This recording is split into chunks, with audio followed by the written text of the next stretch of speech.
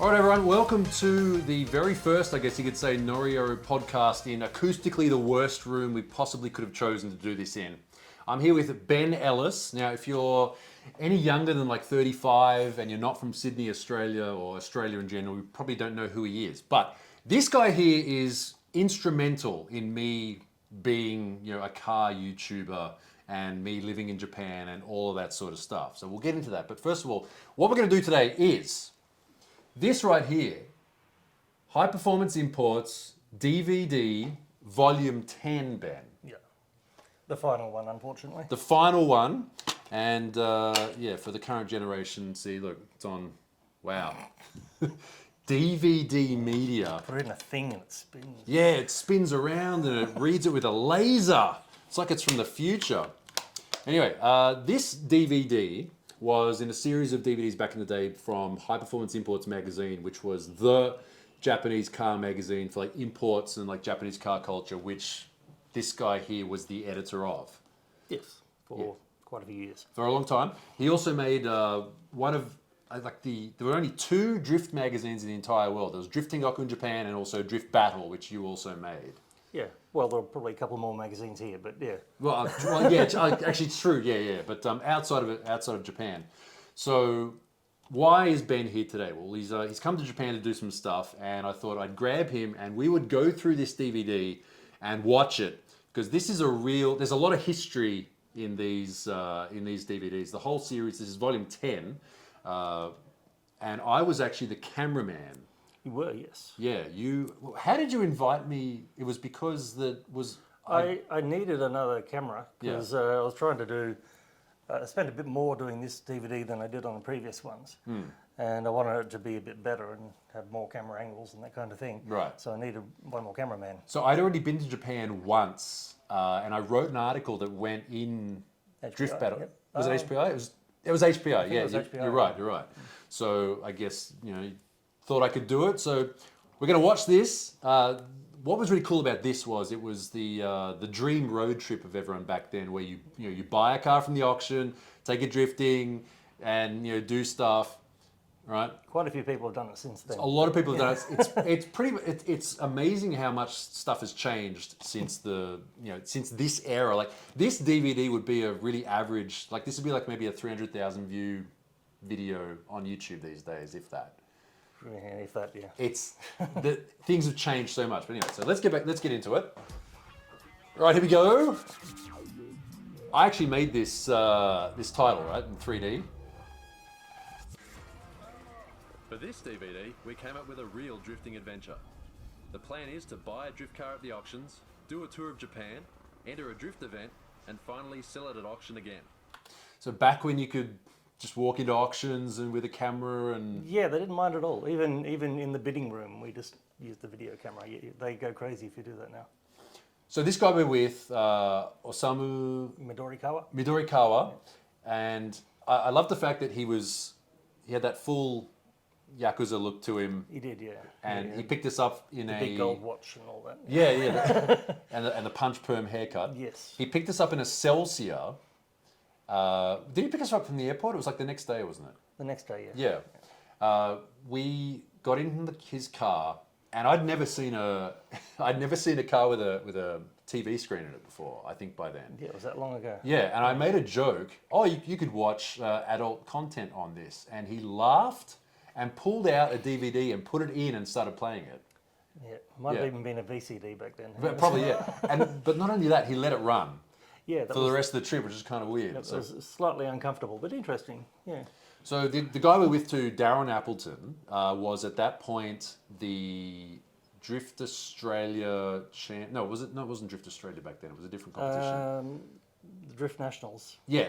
Drift Nationals champion twice. Yep. So Darren came with us, and so we arrived. Darren had been to Japan a few times as well, so he was quite comfortable to come over. Because Darren was a car dealer.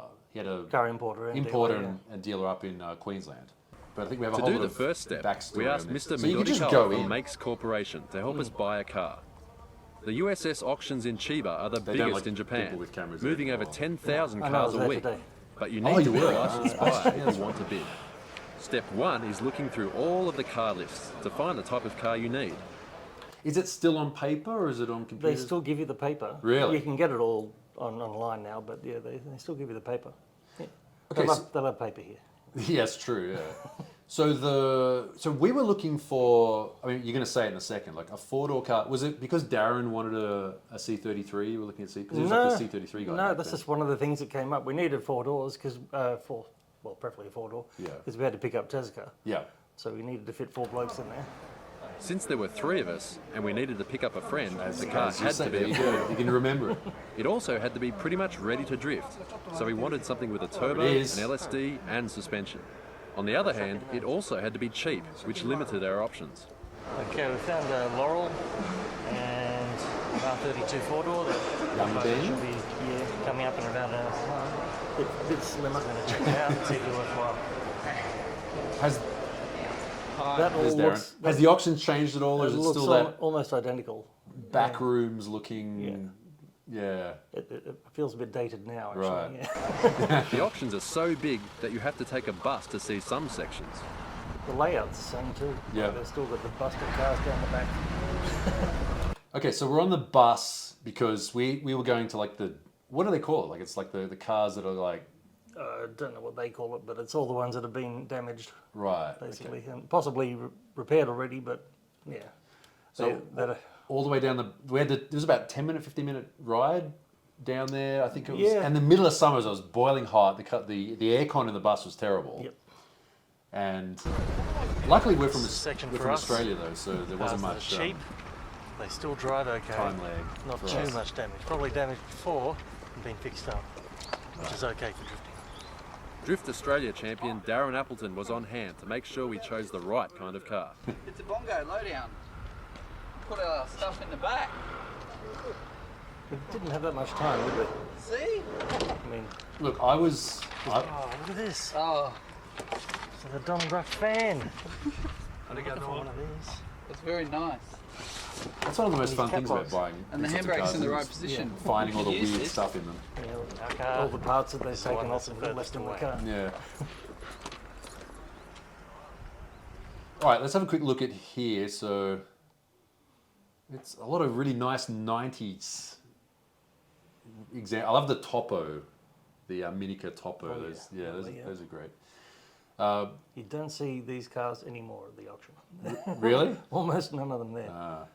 Okay, so you said we didn't have much time to do this. Like look, honestly, I was just happy to be there. I was just like, Ben says do this, I'm just going to do that. I had no idea.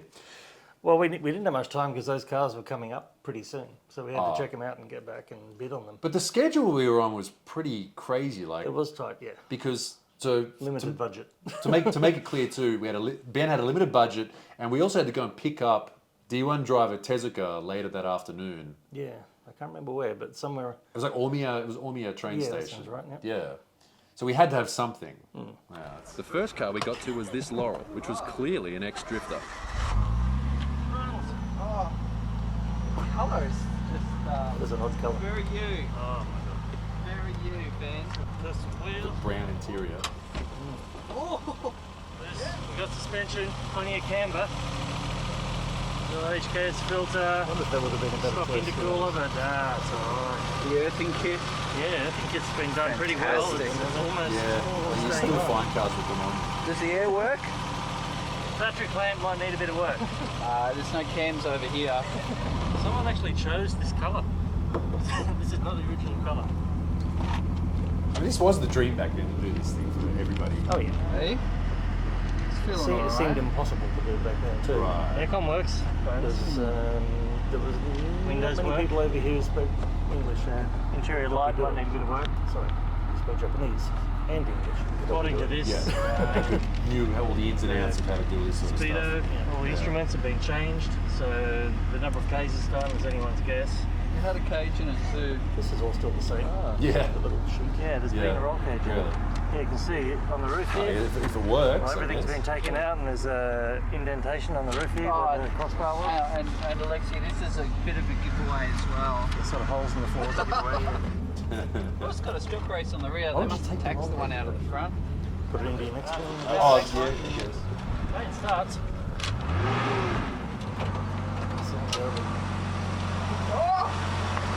HKS. This is a 93 model, yeah? All right, so look how clean this engine looks. Like back then, this is like, this is all right, but Yeah. all the rubbers look really nice and everything. It looks Well, it's so only, nice. what, 10 years old or something back then?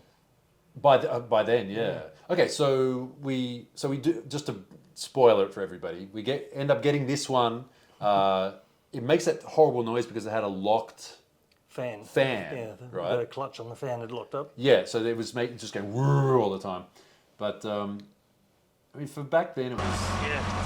Got Got a front pipe on it. Well, they wound up importing. Airbox is still normal. Guaranteed. Yeah. Intercooler's normal. So this could technically still exist in Australia. This Probably one's got the does. LSD in it.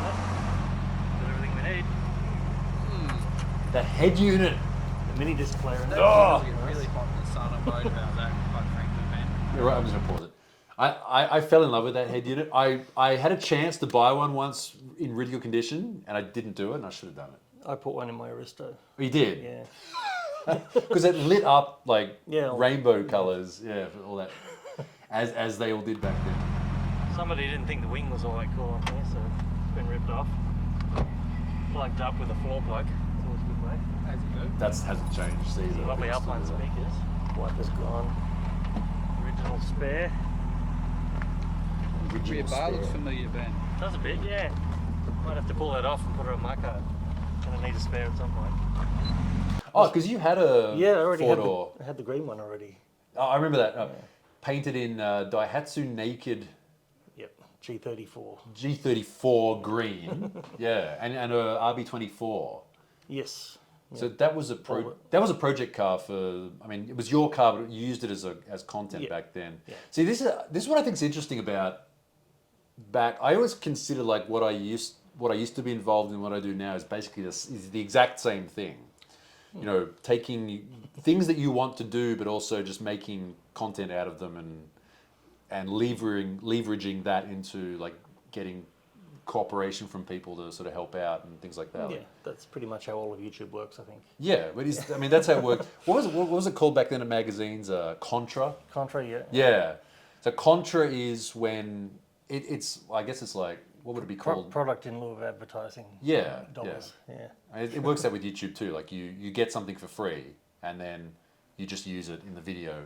Like they don't pay. Unbox it. Yeah, unboxing. Yeah, Contra is now unboxing. It's the same. It's the exact same thing. Yeah. Oh, that feels really good. Darren loved that pencil. He's chewing on one do you it. reckon? I remember this. He was like chewing on it in every shot. This one we could potentially import, so he might even keep it rather than selling it. There's little clip-on like single-use pencils, And it's which got they the probably still Potenza have. DAG tyres. You see that? He would have taken that from the auction house. Dag. We found a couple of cars. Yeah, they were a big problem too. The meet the tyres. Yeah. grade. Darren's happy with them. He thinks We'll get to that. No, I don't. So now we just got to get back in time to bid on them before someone else buys them. So this is me on the camera. Yeah, and me on camera, which I never was for any of the other videos. You can tell I'm not very good at it. Honestly, like my first few videos that I ever made on YouTube, I wasn't on them. Like my vlog videos, I was never on them. I didn't want to be on them. Can't do this anymore. The screens are a bit bigger. Okay. Other than that, So I think we waited. Darren and I went outside, and then you went in or somewhere to do the clip. because these are all old or big. Like been doing this 7 seconds each car, but right next to the edge. I think I stepped in and got the broad shot and then stepped back. No, wait. Obviously, no, wait. I'm filming. Wait, what am I saying? Who's filming this then? Yeah, I think I held it down.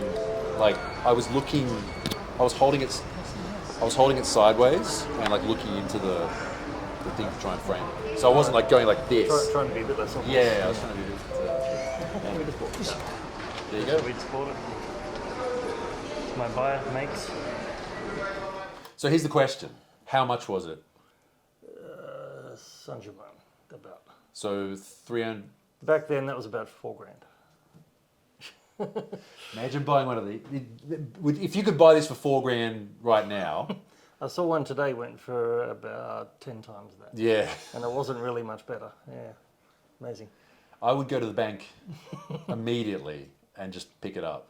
Yeah, so it was a bit different back then. Yeah, for prices for sure. Yeah, I mean, we talked about that with Shino, but it was normal then if you were a drifter, you'd go and buy two of your car. Right. Because you'd probably ruin one of them, and you can use all the parts in the other one. Yeah.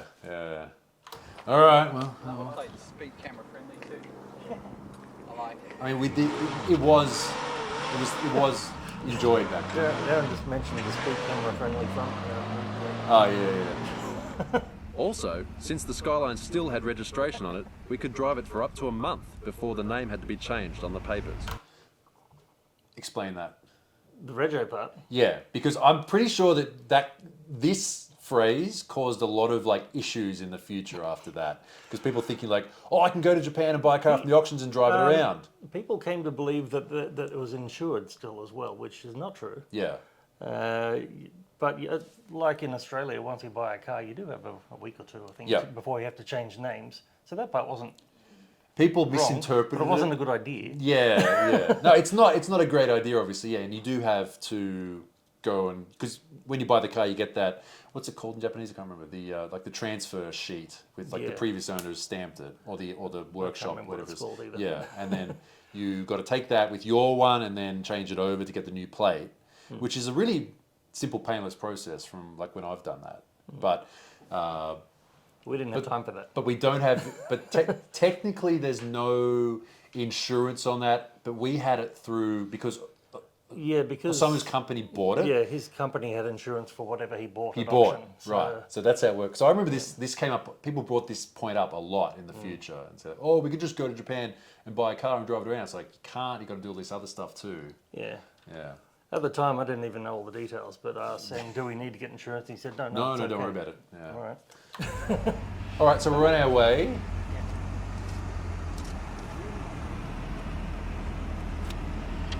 It was simply a matter of loading up our bags and heading off. Not Out a of the bad Celsius. morning's work. Oh, yeah. So this is still like, what, Now, we 11 just had to o'clock in the find our morning? way to Omiya Station yeah, so we could somebody pick up let D1 me driver go. Tezuka Tsuyoshi. Okay, well, here we are in our We had to Skyline. find our way there with a map. Picked it up this morning. Yeah, no Driving navigation. around on the previous owner's rego. Should be okay. As far as we can tell, there's nothing much wrong with it. The How did we find our engine way there? fans Did we have a locked book? up, I had a book. We did have a book. Yeah, try and find another one of those. That's how I always got around back then. Otherwise, drives pretty good. It's got a. I have a 28 book instrument clutch in it, which when I first moved here. better getting You know, used I know the width of my thumb is 10 kilometers. definitely got an LSD in Yeah. it, which is good news. I know that on that book. I can just And, measure it. Now we've got a full tank of gas on our way up to Epsu. That's a wrap. Yes, it's quite a comfortable car. Air's nice and cold. We don't have any CDs to use. I gotta Can't pause see. it. Do you remember that? We were like in a big rush because they were telling us like, get out of the way of the entrance, you know, move your car. And Darren was like, no, we got to get the drift zone sticker on there. Yeah. To find a radio station. Oh, there's my nose but, in the corner of shot too. Oh, it's quite good. Must be included. Yeah. It's got some toothpicks in the back, some window washer, detergent, We never cleaned it. some nifty. No, we did. We did at Shino's. Oh, yeah. Yeah, Yeah, I but remember. not for a while though. I stole that We sticker. can price this one yet. Yeah, there was a couple of stickers There there. he is. He's behind the taxi. Straight Those ahead. exhaust things on it, I think. Yeah. It was a big leap of faith for Tez, who wasn't really sure if we could find our way to the station. Yeah, that's impressive It that was he a pretty tight trusted you squeeze for enough. 4 guys and all our luggage I've known too. him for a while by But then, we all so- breathed in and So this slammed is the D1 doors. Grand Prix driver Tezuka Tsuyoshi, who was at that time an active D1 Grand Prix driver. And he... Next, it was off to Nihon Matsu for the Big X show at Ebisu Circuit, 150 kilometers north of Omiya. Okay, I may have to mute this part because of the music to get... yeah, I also made this animation as well. So we drove from Omiya up to Nihon Matsu. And this event's a bit classic on the internet these days because, you know, there's a lot of... there we go, Nihon Matsu. K-Style. Okay, so we went up there for a legendary event called Big X, which retro drifting content creators love these days because it's just so crazy, and it really was.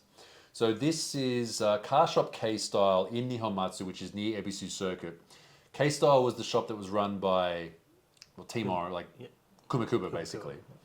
I didn't know this though. K-Style was originally meant to be for Koguchi. Oh, right. This shop was originally started up by Kumakubo for Koguchi to run, and then he did for a while and he left and made Koguchi Power, and it just stayed K-Style. So there you go. Yeah. So this location is now a Sukiya, like the donburi restaurant. Guys were feeling worse and worse, so we dropped into Car Shop K-Style to look for some fresh rubber. This is Oh, that's that green Skyline there. That's what's his name? Tanaka's car. All right. Like Team Orange Tanaka? Yeah.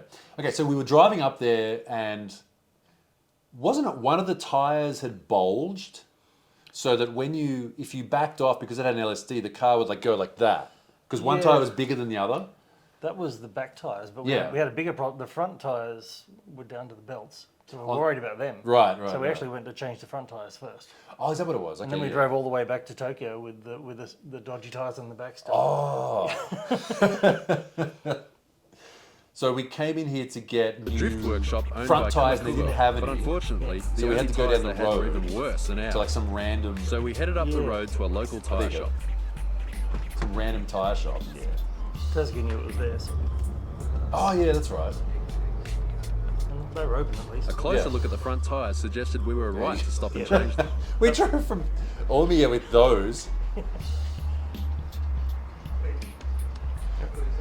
Shops in Japan don't look like this anymore. All this stuff, they don't do that. Yeah, we put This those on shop 'cause used to they be were known about as the only tyres they Daiko, had that were and they right. still had some Right. performance parts for sale. Here's second-hand turbos. While we were lying waiting, around. we put on an old option video featuring Tezuka's famous JZX-81. CRT TV or VHS tapes.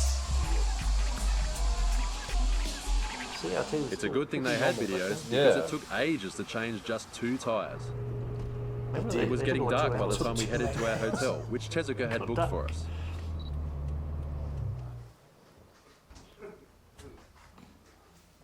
We are actually Dake Onsen. Which Tezuka-san has arranged for us. Okay. Another CRT, beautiful.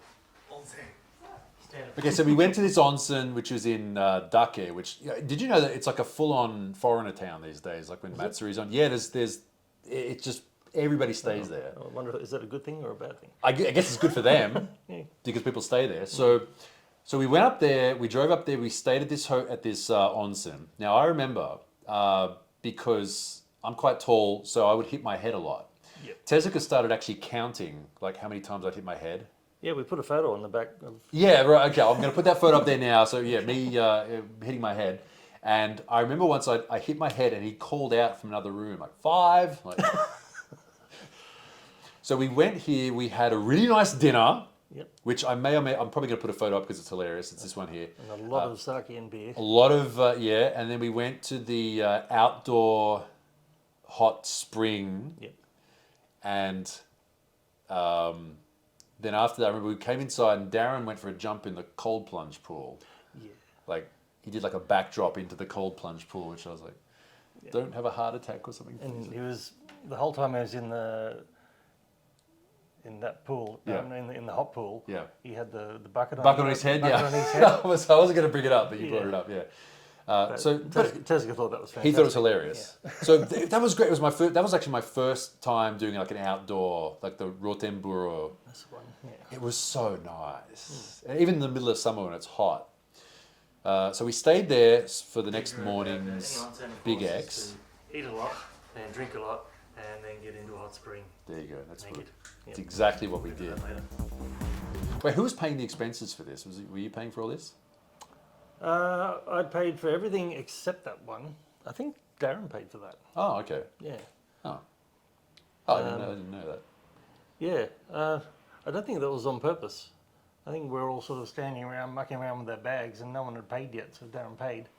And he didn't tell me until the next day. I'd completely forgotten about Oh, okay. I got to thank Darren for that. It was a really nice experience. So next day at Big This X. circuit shares space with Tohoku Safari Park. As we Using arrive, people the by weather holding was the looking camera friendly, sideways. but you can always Advanced expect the weather to change in Japan. I remember it Hopefully looked for like it the was better. going to... Yeah, the weather looked like it was going to storm.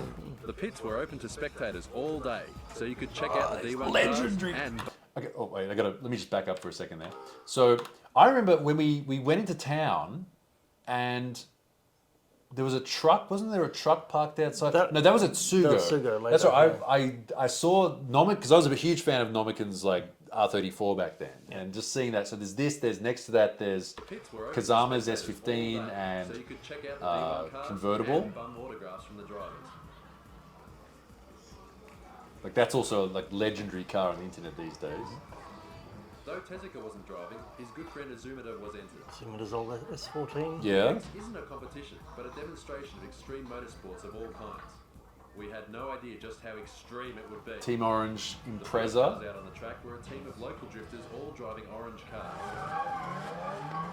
So this was Team Geki Kasodan from Gunma. Three Team Orange, or they No, they're completely different. So it's a different orange team. Geki Kasodan is like Hoshino from Gunma. That one's the S14 is Murayama, who was a D1 driver at that time. With riders of all shapes and sizes. What are those bikes called? The Suzuki Street Dream, like this one? It's a weird like. I don't know. It's not. It's like a non-step through 50cc scooter. Okay. Yeah. While Does this that demonstration allow them can to get through have the Big cheap Cat traffic rego, in or Tokyo. you don't need a full license to ride them, I think? 50cc, yeah, you don't need a regular. You can do it on a regular car license, but you can get it from when you're 16 as well. So this is not the event. Like, there's that famous Big X video that everyone watches on the internet. It wasn't from this actual event; it was from a previous Yeah, one. previous one. Yeah. But this day we saw like just stuff that's just as crazy as that. Spectacular driving, mostly without incident. That big mound isn't there anymore, is it? No, all the big man in the far background is still there, but they use it as a rally thing now. No. Yeah, but all that dirt's been moved around. They don't have the dirt bike jumps there anymore.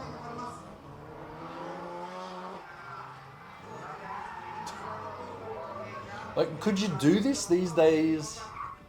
Some lucky spectators It even got seems to a take liability part. issue. For some reason, But I don't know, spectators it's a bit always different seem to be in Japan than in Australia. Yeah. I guess there sort of are events a bit like this now, but I remember I had to get my Japanese teacher to do the translating for me. over the mic. Yeah, because I couldn't hear him properly, and he was using a fair bit of slang too, so I couldn't, Right. I couldn't understand it. Yeah, What do you reckon, ladies? they still use those. They still do. outfits, The Yeah. hero on two wheels is the answer. It's still 20 years ago in Japan. Okay, so this guy was a famous stunt driver in Japan, I think. Like he did stuff Yeah. for like Seibu Keisatsu and like Yeah, TV shows, like those Azuma- old cop TV shows. Yeah, Azumida knew who he was. Oh, I okay. didn't. On the old pretend I've never ridden a bike before Yeah. trick. Yeah. Oh, we'll get this someone from the crowd to try riding. Oh, it turns out he's really good. Oh, ho, ho.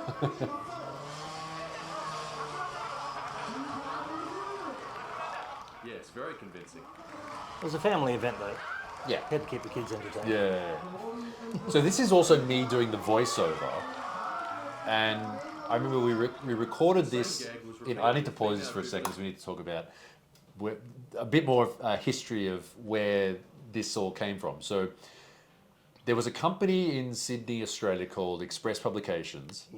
Right. That's where High Performance Imports was originally made. You used to work for them. Yeah, I started HPI when I was already working for them. Okay. And yeah, it had been going probably for about 6 years, I think, when we got to this point. Okay, so it was a fairly long time. So you then went and made your own company, Otomoto, and you were basically making this stuff and then sort of selling it as a package back to the publishing company. Yeah, ultimately, by the time this came out, that's what we were doing. Right. Okay. So I actually worked at the same place on a different magazine called Hot Fours.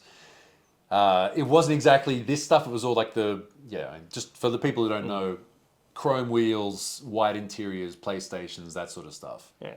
Which was popular back then. Yeah, I'm regrettably I'm responsible for a lot of that magazine.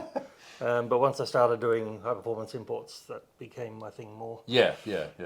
So I also worked there, and so the whole bottom floor of the building, which it was a big industrial area. The bottom floor was all the car stuff. It was all it was like HPI, Hot Fours, Fast Fours when after they bought that magazine, Street Commodores, Street Fords, and then around the corner was Zoom, and there was also was it 4-wheel drive monthly? What was the magazine called there? It was like an off-roading magazine, Australian 4-wheel drive. I think Australian 4-wheel drive. Australian 4-wheel drive. It was all the bottom floor. So it was all car people. It was great. The first floor of the building, it was a 2-level building, was all the craft magazines. Patchwork and quilting. Patchwork and quilting. Yeah. So the whole second floor was all like middle-aged women. Scrapbooking. That was a good one. Didn't get a subscription to that. But, Right. yeah. There was a Cultural divide. There was a nickname. I might bleep this out, but we called it Stitches and Bitches. Oh yeah. Yeah. That was a good one. Yeah. But they had a little storage room there that was all full of magazines and quilting equipment, like bundles of Dacron and stuff. And it was really good for recording audio because it was dead quiet because of all the stuff in there. So we actually went in there, and Ben asked me to do the voiceover for this because I did one for volume 9, I think. Yeah, you did. And then you asked me to do it for 10. I think it was 9. I did the voiceover because the guy before that was a different guy. Yep. Yeah. Ben Wong. Oh. He did pretty much all of the other ones. Yeah. And because because I don't know if people from the USA sort of recognize this, these were sold in the USA as well, weren't they? Some were. Yeah. And you had an American voiceover. Yeah, that was my friend Emilio, who happened to be American. Oh, in Australia. Yeah. So we re-recorded it there and made the NTSC version because that was actually for VHS tapes back then. But he did it all the way through to the DVDs as well. Okay, cool. Okay. The nut score in this S13 convertible. So this, the Team Orange convertible S13, that thing got painted black, and it actually had a stage installed on the back parcel shelf and a stripper pole. Oh, right. Yeah. Classic. Because they did this thing for a while. They did these collaboration shows with the ninja. That was nothing compared to It was like Edo Wonderland. There was a bunch of ninjas. They did like a ninja drifting show. Oh, here we go. And there was like the girl ninja who'd dance on the back of it. Yeah. Oh, yeah, I saw that actually. Yeah. Can you believe he wasn't even wearing No helmet. Yeah. He probably didn't have a seatbelt on. Yeah. In between demos, there was plenty of action in the pits. Especially when a Zoomer decided to start doing donuts in the pit lane. Yep. Imagine doing that in Australia. Well, because Tezuka and Izumida That was the signal for the were driver. pretty they were like Gifu countryside, like Bosozoku from back in the day, right? Like, Kind of, yeah. yeah, like a lot of the.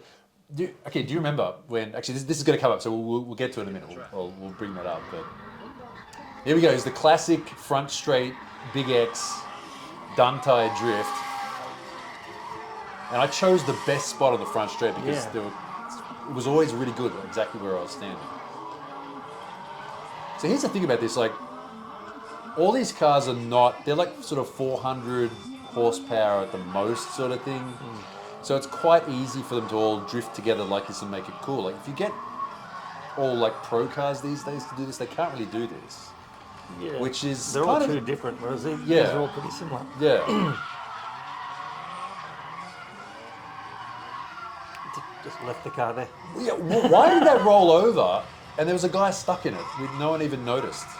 Yeah, it took about 15 minutes or something to actually get him out. Yeah, there we go. Yeah. Kazama's running over like. Same driving routine looked much more impressive. I'm not sure if that was Noticed that planned one or of the not. stunt drivers was still stuck in He his was, car. yeah, he was stuck in there. It's just another gag. No neck brace, no. Got gloves on. They all make Right. it incredibly easy.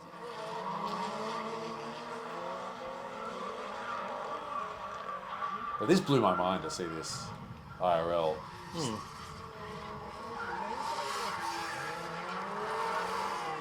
So I'd been drifting in Australia up, until this point as well, but we never really got anything to this level. No. Even when we had D1 drivers visit, there was usually only a couple of them, so they couldn't do stuff like this.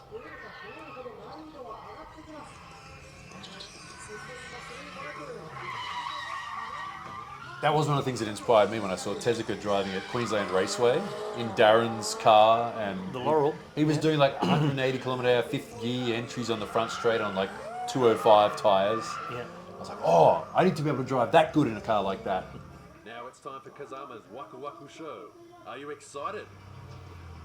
Because Waku Waku means excited. Yeah, we probably should have mentioned that at the time. 'cause Yeah. no one would have understood that. Did you write the script for this? Yeah. But you knew what I meant. No, I knew what you meant. Yeah. Kazama's nickname is Waku Waku San, which means like Mr. Excitement, because he, doing all the rodeo drifting and stuff like that. Yeah, it didn't occur to me until after we finished the DVD that no one's going to know what that means. You know what? It's way more obvious these days, with YouTube and people writing comments immediately. Like, you'll say something a little bit obscure that you sort of think people understand. They're like, "What is that? What's that?" I'm like, "Oh, I should have explained that." Yeah, there were no YouTube comments and DVDs.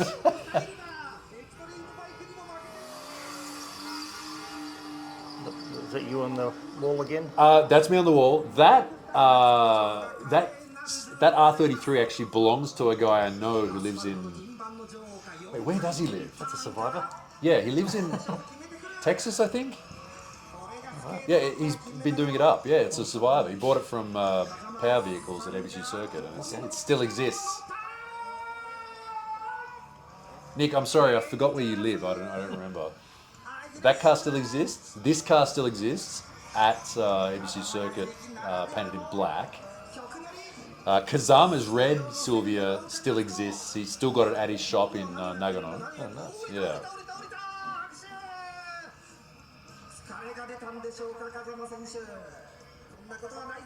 I think this is where we're supposed to say, don't try this at home.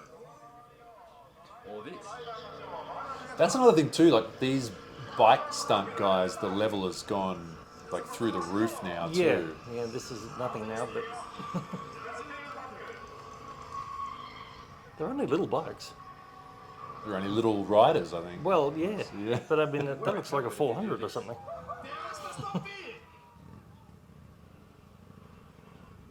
Don't do this at home. Oh, did we actually capture the guy who missed the jump? And I think it's on here, yeah. yeah, The trials. Darren and I were over on this side of the track. So Yeah, you were up on the think- hill, yeah. and then I was over on the front straight. And I think you just said, just find a good spot and keep rolling. Because we had no idea what was going to happen. Yeah, yeah.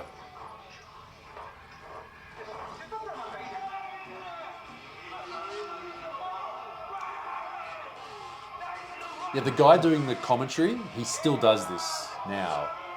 He's one of these sorts of Japanese guys. He's like really tanned, and like grey and black, long hair and a beard and everything. And So who does he do the commentary he for just now? he just like this sort of stuff, like extreme bike stuff. Oh, yeah, that was it. Yeah, that was the one. It could have gone a lot worse. You nearly hit the camera, man. Yeah. So that's from my shot. I love the chromatic aberration on the zooming in on the wide angle lens, but zoomed in. Yeah.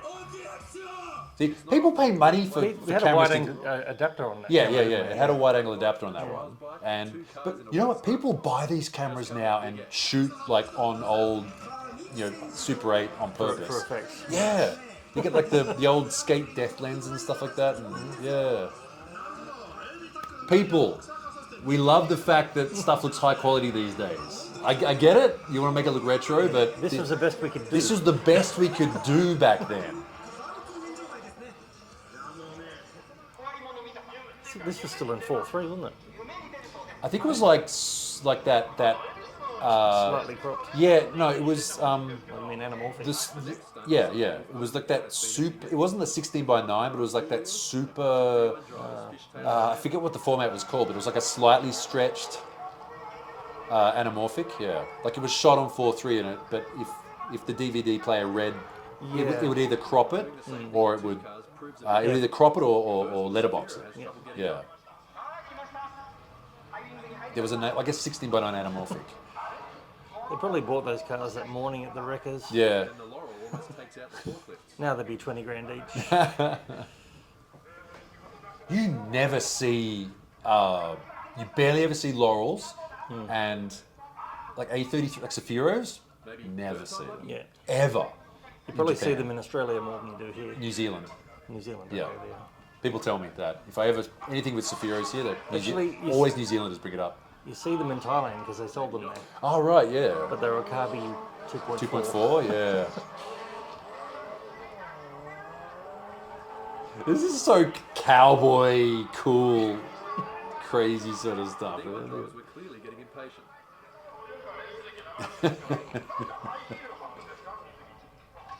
Better start rolling backwards, yep. Maybe one more shot. Should be okay if the Oh, engine yeah, keeps nice. running. It's fine. All the oil's in the head. It was mid 5 minutes ago. Oh, well. Okay, one car's Automatic non-turbo though. Yeah, well, the CA20, whatever. and the other one killed the crowd. That was sketchy.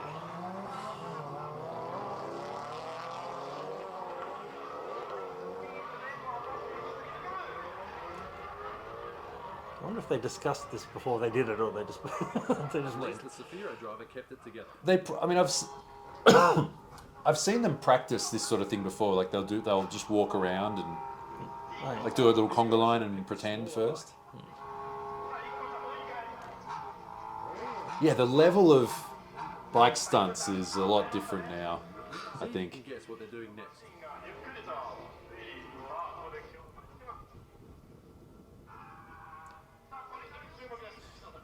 Do they run this track in the other direction sometimes? Normally, Yeah. normally it's run like this track, which is Ebisu Nishi, runs the other way normally. They run various layouts these days because they've redone it a little bit. So sometimes they have the bit where it does run this same way, where they come over the hill and you can drift like just the south part of it, or you can do the entire south layout and there's a little connector in the middle where you can turn around and start again, sort of thing. So, yeah, this has been. They've been doing a lot of renovating at Ebisu recently to try and. I think they want to make the tracks a little less jank and more like racetrack level tracks. And they're trying to recover from COVID, I imagine. And earthquakes and landslides Yeah. and There's been a lot. less people, less people driving cars and things like that. The prices have gone up for the Matsuri recently. Like this Matsuri, it's gone up like to like, I think it's like 30,000 yen now. Wow. It used to be like 150 back then. Yeah. So that's Miki Ryuji, I think, driving that one. I don't know if that was his car or not. I know that the grey Nismo Copper Mix car, that was the Nismo car being driven by Suinaga Yep. back then. I think in D1 Street Legal, when it was called Street Legal. Naoto or the other one? That's not the only It was cars and bikes, though. Naoto was driving that one. Okay. This and is how you make an insurance company His executive. brother, Masao was driving it, and Naoto was driving his personal car, which is also, it's in here somewhere. I think it broke. We used to remember all these names, but not so much now. Yeah. It's like, a lot of them are sort of doing different things, or they're. Yeah, so thankfully that M Sports R33 does actually still exist, but it's in the USA. So.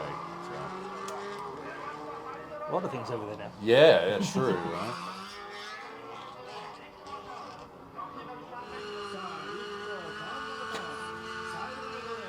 This is like big. I mean, look, I'm not saying I can do this, but like, you look at any kind of bike life, like stunt stuff on They do this Instagram. on the street now.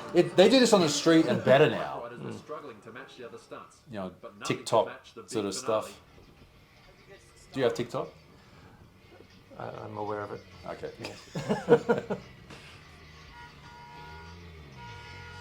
Is that a Crown? Yeah, Crown Majesta or something.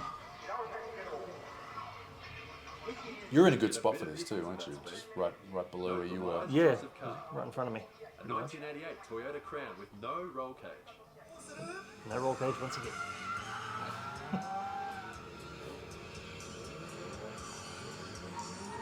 Oh, yeah, and they had the music going the whole time too. Turn out, all Oh, yeah. drivers take front row seats.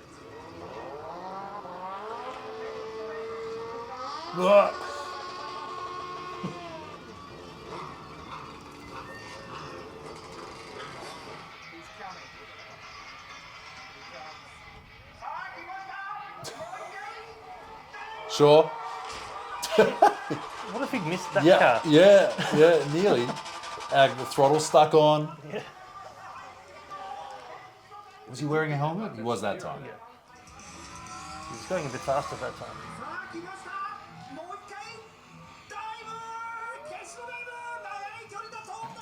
Super diving attack.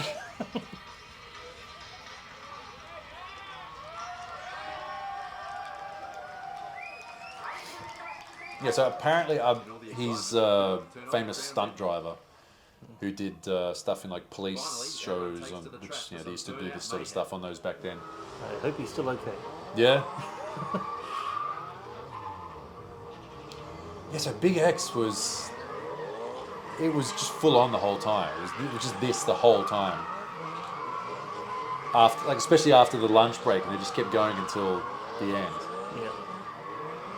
And until they ran out of tyres, pretty much. Yeah.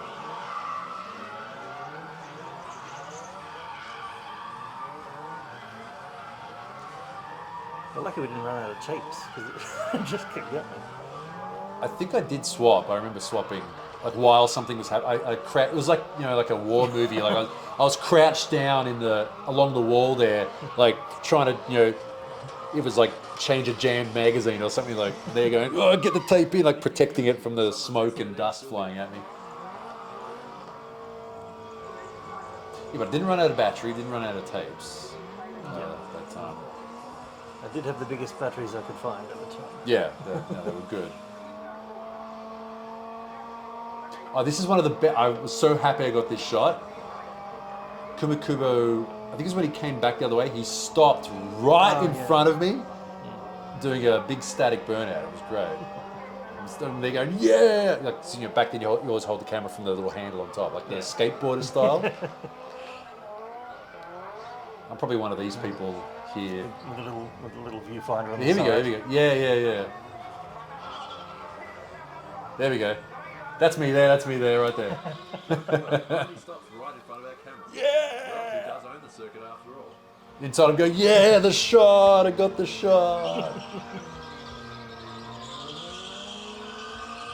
It wasn't a bad first event to go to for the trip. Just everything up until that point was fun. It was the old days of door open donuts. What year was this, actually?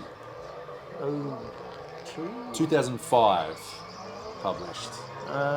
Yes, So- we would have filmed it before then. Right. 2004, so I was 24, and I was still working at.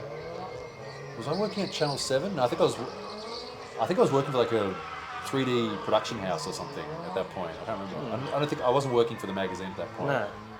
I was sort of freelance, doing freelance 3D animation back then for various places.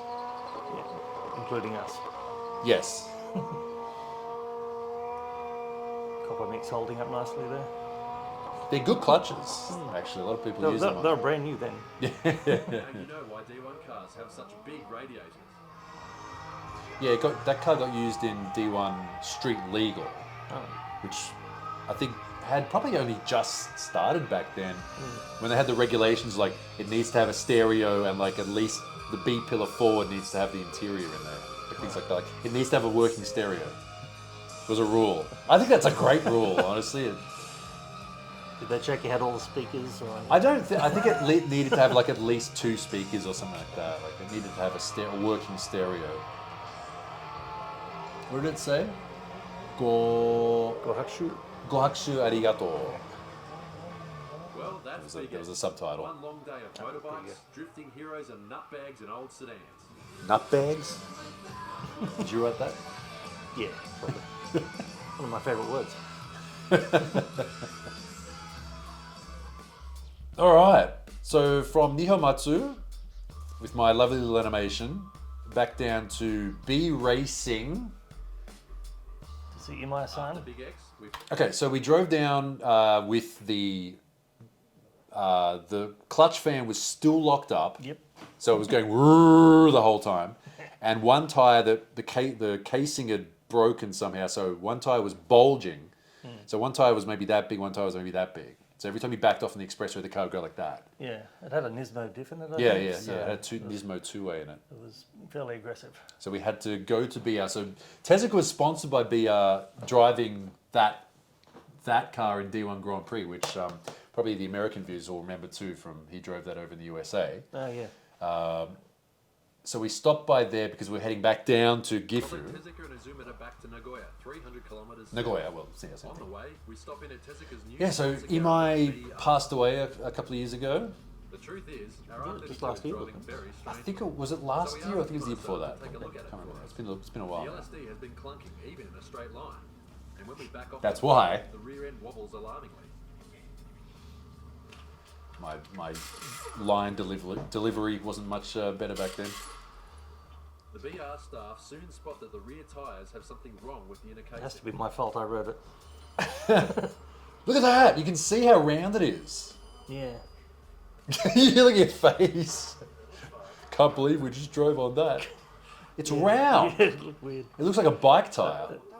It had been driven on while flat, I think. Right, Wrecked- yeah. Wrecked it on inside. Oh, yeah, there you go. There you go. だからもうこういう状態なんじゃない外形が変わってるんですかね右に多分それでもいいって曲がってきたんですよ It really did. I think I was half asleep and I woke up with a start, like the car went like that. I was like, whoa. Fix is a simple matter of changing the tyres. And he for gave us a new repair fan too. He- Well, a new second-hand fan. Well, he went, oh, just wait a minute. And he walked down the back of this huge pile of boxes and stuff. And he came out like holding it triumphantly like it was a trophy. Like, hey, new fan. The road from Tokyo I down bought to a Nagoya box of includes drift dozens pineapples long from him. tunnels. Shortening To the sell tunnels are very long back and home. Because he couldn't get them at that time. Oh, right, yeah. Still plenty more. So BR, which is in Kanagawa, all the way down. That's a long drive too. Drove all the way down to Gifu. Yeah, the freeway was quite expensive. Emerging It was in like Nagoya, Yeah. you find an endless sea of 8,000 yen or houses, something. Shinko Back then, it was really expensive. Then it got cheaper. Then it got a lot cheaper, and there were like night discounts and stuff. And then now it's more expensive again, unfortunately. After 3 hours on the freeway, the big question is And how four much the trucks. toll might cost. 75 bucks, it was probably going to be even worse. Because you were just paying cash too. Yeah. Yeah. Had No. a huge wad of cash because you couldn't use credit card anywhere. So yeah, if you came to Japan back then, you had to have a lot of cash. Yeah. They even paid for the car with cash. 7,500 yen. That's Really? 60 Aussie dollars. Japan is not a country for cheapskates. No, it's still about. It's a Our bit main reason for driving from to Nagoya is to to see Gifu. what Yeah, the to be notorious Toge more, a bit more than that by now. Yeah. Yojin no Mori. If you saw HPI Volume 8, you may remember one driver saying the police never show up here. Looking at the road that leads into it, you can see why. Okay, so back then you could kind of get away with this, showing like illegal street drifting. So we drove. How did this work? We went somewhere, and then we met up with some people. I'm a bit fuzzy on this. I can't really remember. Well, Azumata took us to a workshop that friends of his had. Oh yeah, that's right. The Yeah, guy yeah, with yeah. the RX-7 and the Hachi. Yep. And then we went with them up to this. That's right. I'll put some pictures of that up. So we went to this workshop first, and I thought it was really cool because there was like all this junk stacked up. It was all really nicely. Yeah. But it was like super countryside Gifu prefecture. We turned up and everyone was sort of squatting on the ground and smoking. Yeah. As we turned up, it was Yeah. classic Japanese scene. Yeah. So then we went out here. So this place, I have no idea if it still exists or not, but it was like a really narrow road, and then it all of a sudden went wide. It was probably one of those was it one of those sorts of roads built back in the day to like access a country club or something? Something like that. Something that no one would use at night. It was like basically like one way, like it wouldn't go anywhere. It just went to like a dead end. With a gate, I think it was. I can't remember. The bit that was 2 lanes. Yeah. That just ended in a gate. Yeah. So something had been I guess closed. there was something behind there. Yeah. So we went up there and all hell broke loose eventually. The single lane road winds on for kilometres. And this was so bumpy too. With a steep drop off down the mountain on one side. Yeah. So Azumida was there in his, it was like an automatic V8 Sora. Yeah, it's a Sora. Yeah, I think it was like slammed on like black AVS 6s. So there's a little parking area. There's a little road to the side as well. And because they always have these like tourist maps for like hiking areas and stuff And like there's that. the grate that was missing. In the Oh road. yeah. Black AE86 and an even blacker FD RX-7. I never fell into it, but you and Darren both fell into it. Darren did, we all laughed at him, and then I did, and I smashed the camera. So, sucked into me. I remember that. What broke on it? The viewfinder. The viewfinder, just the side viewfinder. So I was still able to use it, luckily. So it's a bit of a squeeze. It's hard not to get initial D flashbacks as you look at all the tuned cars and people misspending their youth. That I love that line. That's a good line because it's true. Note how it's customary to turn off your lights when you're not moving. Just a matter of being polite. Yeah, that map in the background, like the tourist area tourist map. Yeah. First, we head downhill from the starting point. So I rode in the RX-7. I think it was Darren was in the front car. Was that you? I think it was. No, we were in the cars, Darren was outside. Oh, okay. So you were in that, and then we swapped over. And you can see the guardrail is just completely smashed. Yeah. Despite the mist of rain, our drivers don't seem at all concerned about crashing. Okay, so it was you were in the front in the 8.6, and I was in the RX-7, I think. I'll be honest. This was. If you had to like map my entire life, adrenaline spikes in my life, this was probably one of them. Yeah. Just as soon as you hit that corner, I was like, "Oh my god!" It'd be like going to Disneyland and all of a sudden it's like in 360 degrees, real everything.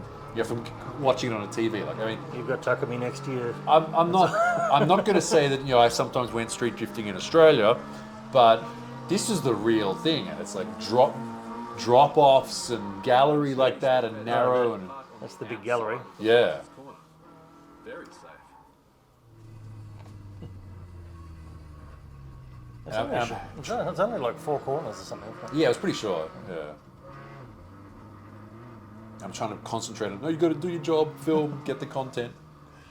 Yeah. And so these guys were they from the shop or that shop we visited before? Yeah, I think they were. Okay. The T's Garage lads don't seem T's to Garage. There you go. That's what Wonder if they're still around. I don't know. Maybe in some capacity. Because a lot of these sorts of shops from back then have either gone on to something just sort of more bread and butter stuff.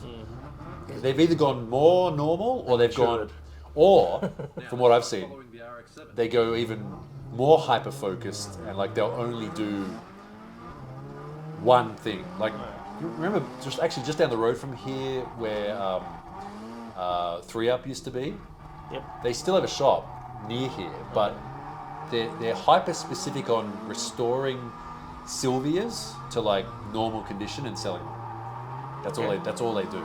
Yeah. Well, someone has to keep them alive. I Well, guess. yeah, they're doing a good job because they'll get some basket case and take all parts from other that they've collected and stuff and make nice cars and sell them. Right. But yeah, I was this whole time this is the best thing ever. Yeah. But it sure is good for drifting. Yeah, it was a short course, but the road had sort of a nice camber to it, and it was downhill, the downhill linky sort of thing. I love the walls on the inside of the corner. That classic, that S. I'm sure there's someone watching this who's a brickie who knows what we're talking. oh, that's actually called a so-and-so pattern, but like, yeah, that typical Japanese zigzag Yeah, diamond arrangement. concrete wall that they build, the retaining walls that they build. Yeah. I remember we shot it this way because there was zero lighting. So the only way you'd be able to see Oh, is from if the- you're behind another car. The headlights, yeah, right. It was pitch black. There were no street lights or anything. But soon it's time for us to take a break. Okay, we need to talk about the incident that happened here that didn't end up on the actual video. Yeah. So we've got all these guys here. So this, Initial D looking lineup of guys all standing around. So I was a bit further up the hill. You were probably back at the car or something, doing something. Yeah, I think I was still getting out of the car when it happened. Oh, okay. And Darren was standing on that main corner. We just saw previously like a bunch of cars all parked on the side there. Yeah. A car understeered off off the road, and smashed into the parked cars. Yep. So the way I remember it, Then the parked car hit one guy. yeah, so one car came around the corner, understeered off, smashed into a car like 60-40, head on. And there was a guy standing behind that car, I think it was a JZX-90, and it hit him, and he went up and over, and his head smashed the window, the rear window. So that all happened, and I came down, I sort of saw what was happening, and Darren sort of explained to me what was happening. Yeah, Then he explains that here actually. Notice how Super Eurobeat J-Pop really is an essential part of Toge Drift. Yeah. Yeah, we might still have been turning around here or something. Oh. Because this was the parking road. Yeah, it was up at the top of the hill and you come around the corner. So we pull up. And Darren had been waiting down there. Yeah, we came and saw the commotion. I think I took a really Thanks cool to the photo damp here. road, the tyres are holding up well. We're about to have a couple go of in our photos from R32 when a serious crash causes chaos on turn 2. There we go. There's turn 2. There we go. So everyone's milling around. Darren was standing in the crowd on that corner when it happened. 14 came around the corner, S14. was under, going I wide, think it was the white one. ran into the front of the 32 there with just, knocked the wheel back into the guard, knocked the 32 back about 3 metres into the stage here where there's some people standing. The stage here came back, hit the Laurel. In the dark, it's hard to see exactly what happened, but you can tell that this car was the culprit. Whoa. Okay. Well, now, but what I remember about this was we were there and there's a big group of people standing around and it looked like there was going to be a bit of a fight or there was some sort of... There was definitely an argument going on. Because I remember the guy who got hit, he was sitting in the passenger seat of a little, it was like a Starlet, I think it was, like sort of there in pain, Waiting for someone to take him to a take him hospital. somewhere. And they're all sort of arguing, looked like there was going to be a fight. And then, because Tezuka was there and Izumida was there, but they were sort of standing off off to the side. What I saw was they kind of stepped forward out of the shadows like Batman and just sort of went like, hey, okay, you guys do this, you guys do that, you guys do that. And everyone just sort of snapped to attention, looked at them, oh, okay. Yeah. Because they were like they're the local heroes, basically. Like, Yeah, and Nazumida's got quite a presence. he does, yeah. For those who don't know, Izumida has full sleeves of tattoos and a beard, and he was kind of buff back then. So, yeah, I was very like, oh, okay, this is real right We here. don't know if he made it back to town. Unfortunately, There's that's where it all plenty to ended. talk about at the nearest We had to convenience leave. store. And we went. But in case the police came. Yeah, we thought it might be a good idea to leave, and there we go, the post shot of us at the convenience store. It was so good. It was such a good trip. It was perfectly accurate of what you'd imagine it to be like. Next destination is a drift meeting at Nikko Circuit, just north of Tokyo. So we decided to take So then we had the another short massive freeway drive. for a change of scenery. All the way back All up. the way back north. So we, after that, was it the night before that, or we went to Azumida's shop after that too? Was it the day before? I think it was the day before. Might be the day before, I think. Yeah. And we went there, we went to his shop, we went out that night to a little bar that either he owned or his friend owned or something like that. It was like one of those little one-room countryside bars. I got the impression he owned it, but I don't know. Okay. I mean, well, he had like some little Like there were little toy cars and stuff on the walls and stuff. So yeah, Yeah. it might have been his. Oh, here's one thing too. Back then, there were a lot of these like tiny little one-room bars out in the countryside. Then they introduced the sort of basically 0% blood alcohol level laws in Japan, like shortly before I came here, and apparently a lot of them died out Oh, right. because people couldn't. People stop and drink. And, Yeah, they couldn't go to them and drive. So yeah, a lot of them don't exist. But we went to that. Then we went back to the hotel. We got quite drunk. I think we got. Yes. I don't know. Forget how we got back. I can't remember. But did you drive or did Darren drive? Or Was this a tiny little hotel, wasn't it? Yeah, it I was think, a little I think it was. business. I think it was really close by. okay. But yeah, I think we might have got a lift from somebody. I think we did. Yeah, we did. So we got back there. Then the next day we went to Izumita's shop, Dart Izumi, and he wasn't there. And he showed up about an hour late. He came roaring down the street in this big carbureted T71, I think it yeah, was, 71. Yep. wearing the same clothes that he was wearing the night before. I think he came straight from the bar, honestly. So we did that. Then we left to go back up to Nikko Circuit. Now I remember too, like we stopped at this place. Do you remember what it was called? It was one of those like countryside. I don't know what you call it, like media shops. Oh yeah. Where it was, so if you haven't been to Japan, you don't really know what these are, but there's a lot of them in the countryside. It's a big, square warehouse-looking building. They always sell like DVD, CD, blah blah blah. Yeah.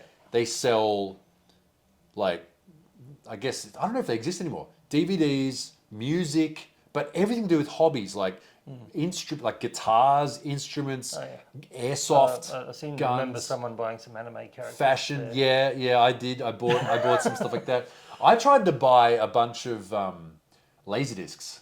Oh right. Yeah, but apparently the shop that we went into was like a hard off or something. They were still setting I up. don't think they had hard off back then. No, I'm pretty sure it was. I don't know, but it was one of those places. They were still setting up the shop, and the guy thought I was trying to sell them. I was like, no, I want to buy these. He's like, oh, sorry, we're not selling these yet. I'm like, oh, okay. Because I had a Laserdisc player back then. For those who don't know, a Laserdisc is like that, but like the size of a record, which they probably don't know. It's about that big. 12 inches across. Yeah, they were really cool. But And you had to flip them halfway through. yeah, the had to movie. flip them halfway through. Yeah. And it was the Evangelion and Blue Submarine 6 and stuff like that. It was really rare stuff. Anyway, so And that's where we bought barbecue. barbecue chickens. Barbecue chickens. The theme of the trip was this Japanese punk band called Barbecue Chickens. Yeah. Still my favourite Japanese punk band. It has a 2-second long song on it called Hungry, Yep. where it's just like a 1, 2, 3, 4 tap, and then Yep. they all go Hungry, and that's it. That's the entire song. Yeah, they were kind of. I remember I saw I hope Ryuji. you don't get a copyright infringement. Yeah, right. Yeah. I remember that Ryuji Miki once. I saw him on a video wearing a Pizza of Death, which is the label. Oh, yeah. Yeah, of the label They were of cool, barbecue cool chickens. t-shirts. Yeah, yeah, it was such a weird, obscure, cool thing. But you bought that, and it became the theme soundtrack of the trip, basically. So you can probably find it on YouTube. It's barbecue chickens. Yeah. Look up Big Mac. Because Big Mac by Barbecue Chickens. They did a video called Big Mac. It's fantastic. It was it was so good. I think I don't know if I bought it, but I think I have the disc somewhere. Yeah. It might be back in Australia because I probably bought it and took it back. Like after that, when I came to Japan, I was like, oh, I found the thing again. So yeah, barbecue chicken. So we had a But long drive. Darren wasn't really happy about it though because he was in the back and that's where the speakers, speakers, were. yeah, And he just had it beating in his head over and over. And the entire album was only about 20 minutes long. Yeah. So it repeated a lot. I love that though. It was so good. Road, cutting through endless jagged mountains. So we had to drive all the way from. 14 kilometres. Through the endless tunnel. Here we go. On the Oh, Chuo Expressway. Oh, we took the Chuo back. Right. Even though it's late spring, the highest peaks Beautiful. are still snow-capped. We're just cruising with the traffic, but traffic cruises pretty fast in Japan. At least we had the new tyres. Some parts of the Tomei Expressway are 130 kilometers an hour now. Right. Where we stop and check out Well, the they were then Swan too, Shades just not legally. Just not legally. The It enormous. actually takes us even That- slower that's, to get Nagano? this way. That was the 5 hours lake in and Nagano, I think. 8,500 yen later, we stop off in Saitama. Saitama. Saitama. This is where the Shino Corvette Shino's garage old is shop. located. Shino's old shop. Yeah. Shino stayed with Darren in Queensland last year, so she was happy to help us prepare. Yeah, so Shino's still a very good friend of mine. Shino has helped me out a lot. And so And back we're in her new shop. we're in her actual shop right now upstairs. That sort of explains what all this is. So Shino, Shino was invited to Australia by Darren, and he drove. Which, how many Ks did we do on that filter? Yeah. Okay, so Shino, her name is Shino Myrone. She runs a shop. Well, I guess it's a bit different now, but back then it was sort of a car broker dealership / mechanical / like Bit of registration, everything, yeah. bit of everything. Like if you wanted to sell a car, you just give it to her and she'd take it to auction. Or if you wanted to buy a car, I want this kind of car, she'd buy it for you. She did drifting back then a lot more as well. And so Darren, was it Darren who met her first? Like at an auction or something like that? Or how did that work? Well, Darren's buyer, Ross, who I mentioned earlier, Right. he knew Shino already. Oh. And so Was that Ross? Ross who came here today? Ross was just Oh, here okay, today. right, okay. Yeah. So yeah, he already knew Shino, and Darren. I don't know if it was. I think he suggested to Darren, "Look, I know this girl who's a drifter, and she might want to come over." And she could speak. She could speak English. Yeah, too, and reasonably then well. then Darren mentioned it to me, and I said, "Yeah, I know Shino because I'd already met her at Ebisu a couple of years earlier." Oh, one of the previous videos. Yeah. Oh, right. Yeah. So it was pretty bizarre that the introduction happened without me there, but yeah, So Darren had a spare car. so that worked out. So it worked out. Shino came over and did a round of the Drift Nationals, Nationals. and won it. Yep. She came first time out, and she won that. Yeah, won the whole event outright. Yeah. Yeah, which was pretty awesome. Yeah. And I was actually at that. Yeah, I was at that event. Yeah. I don't know. You weren't. No, you weren't there. Yeah, I was there. You were? I filmed it, Oh. but you were I was also filming. it. also filming. That was in V9, I think. That it was. I think I Or was it in flew. Drift Paddle? Might have been. That was in. No, it wasn't. It was in Drift Battle. Yeah. Yeah, it was on Drift Battle DVD. So I think I flew up for it. I'm pretty sure. I can't remember. But anyway, yeah, that was where I came because I wanted to see like the D1 drivers drive and that sort of thing. Yeah. And Which was only Tesco. He was the only one who came. no, there were two other guys. There were, Yeah, they weren't D1 drivers though. Oh, true. They were friends of someone else. Oh at the yeah, event. that's right. Yeah. So we took the car to Shino's with the intent of drifting it at Nico Circuit, which was a huge dream of mine. But we'll see how that goes. We had some dramas here because remember Azumida gave us a high-cast bar, the high-cast lockout. Oh, the lockout. bar. Yeah. So Darren spent about an hour and a half trying to put it in because the ball joints wouldn't separate. He's bashing them with a hammer. I remember that. Forever. Yeah, I remember that. He had a really bad night. Pull out the old airbox and fit a pod filter we bought for $50 at Dycog. That was my contribution. Right. Put an air filter on. Yeah. Dropping out the exhaust silencer plug also liberates a lot of power, not to mention sounding a lot better. Yeah, stock manifold, The old plugs. low boost RB sound. Oh, check out the sneakers. These were the easy jobs though. They must have been As good next 20 we years had to ago. remove the high-pressure steering, which was playing up in the Goya. Oh, yeah, here we go. What, the actual end? The ball joints wouldn't come come out. off. Because the rack he gave us already had ball joints on it, already had tie rods. But getting the Oh, he's got the puller now. Oh, that's one of the best feelings. That bong. Is that beer? Oh, it's not. It's Pepsi. the old tie rod ends. I'm glad I had the excuse of just filming. But after an hour of swearing, we finally I get was it the out. assistant. She knows wondering why we're having so much trouble. Did you even need to? Like, did we even need to change the high cast? Could you just bypassed The it? new one is much I mean, Just pulled the fuse out? they could have just put up with it. Yeah, it is one of the annoying things about stock 32s. She knows. with a whole 14. new recorder needed after This their last this car actually still exists. Yeah, this belongs to my friend Lee-chan now, and it's like It's black. With he's done it sort of like rough welt style fenders because he actually used to drive like the same Toge as Rough Welt Nakai. And Shina's still got an S14 now, hasn't she? 13 now. She's got a 13, yeah. She's got a 13 and an A86 still. Did you like that, doing the alignment with a tape measure? I didn't even do it with a tape measure. I might just look at it. That's when we washed it. We did wash it once. Especially with all the tobacco residue. That was so we could put the Shino Cobra sticker on the front. Yeah. This is where we finally. And So Drift Battle. So Drift Battle was the magazine that Ben made. I actually have a cover proof that was done in gold, like what gold embossing on the logo. All right. Yeah, I saved it out of the garbage bin at Express. I was like, can I keep this? Got a Zoom Bitters sticker on there too. Yeah, these are all classic stickers now. Ichni Sanda and Hakayo, the King of Destruction sticker.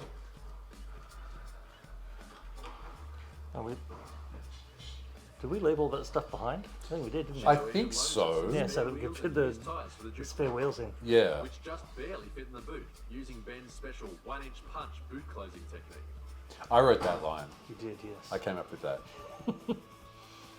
So Saitama to Nikko is about 90 minutes. It's not that too far, but I think I remember you make fun of me here. Like you... The next morning, we spend another 3 hours on the freeway to get to Oh, Nikko. 3 hours? Lucky for you, the cameraman slept through most of this trip. Yeah, I slept through it apparently. To know the roads. I remember you got... That's why you think it's 90 minutes. You got you got upset at me because you wanted me to like film the road signs to like for the transition shots and stuff like that, and I didn't do it that time. You got upset at me. So this track day was TK Club track day, which they still do run track days. Yeah. They're still aimed towards beginners now though. I was in heaven. This was me visiting my dream location, Nikko's Circuit. Those huge curbs don't exist anymore. Yeah, I didn't think so. They've changed it. Also, the They- tires on the sides of the track. They yeah. probably got sick of pushing people off them. Well, yeah. Also, the track is very safe now. The first corner is all paved now. Everything's all paved. The runoffs are paved. There's fences protecting the pits now and things like that. Because there was an incident a while back where, yeah, Yeah, like that. like that. Is it still angled down on the outside? Yeah. You can still lift the wheel. That's important. It's still fun to do that. This is a T Whoa, it's not that bad though. plenty of cars entered in the I've drift session. bent about 3 exhausts on that first corner. Like you go off and it just catches and. Tire blowout in his AE86.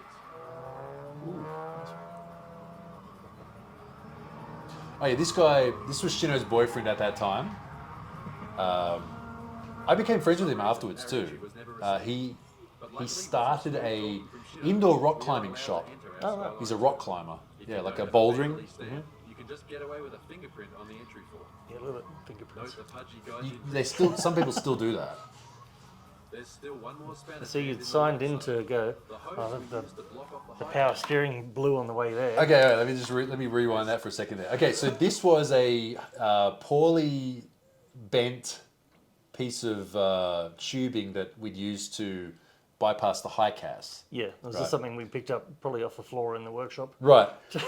So to fix this, I remember for some reason at that time, there was a huge pile of garbage at Nikko Circuit, like out the back. It was all just like random shit that people have, I gotta bleep that, but random stuff people had pulled off their car and just chucked there. I think Darren went out there and found some sort is that what this was? No, it blew on the way there. Yeah, it blew while I was driving there. Right. It blew on the expressway on the way. On the off ramp, I think. So it might have been sketchy for the next person to come along, but it dumped all of the power steering fluid on the corner. So this pipe was one that Darren had just found. That was the one that was already on. Oh, this there was the blown one on the way already. up, Right. And then we went looking for another hose. Yeah. But eventually, I came up with the idea that I removed. There's a return loop that's sort of a cooling loop in front of the radiator. That line that goes to the front. Yeah, it's like one pipe. We threw that off, and you used the extra pipe to fix that one, and then turned it around on itself. Oh, okay. So the power steering, the standard power steering coolant loop. Yeah. So for those who don't know, there's a little line that comes off the power steering, and it's like a single line that goes in front of the radiator and returns to like give a bit of cooling to the power steering from the high cast system. Yeah. So you took that off, looped that here, and then used the extra pipe on the back. Yeah. Right, there we go. So it was still the same bad arrangement, but just with a different hose. Okay. Still one more spanner jammed in the works though. The hose we used to block off the high cast burst on the way to the track, dumping all of our power steering. It was on the way to the track. Now I remember that now, yeah. And it took about 20 minutes to work Get all the work air through out. it all through. Yeah, get the air out. While Shino works the bubbles out of the system. Oh, because it has that Okay, so we fed a nice stupid fresh glove high and cast Darren gets out reservoir. on the track. Yeah. Which are annoying. All right. And they told Darren he had to wear gloves. So. We had the work gloves, the Gunter work gloves. To minimise mess in an accident. All right, here we go. Here it comes. Oh, he gets about a lap and a half in first.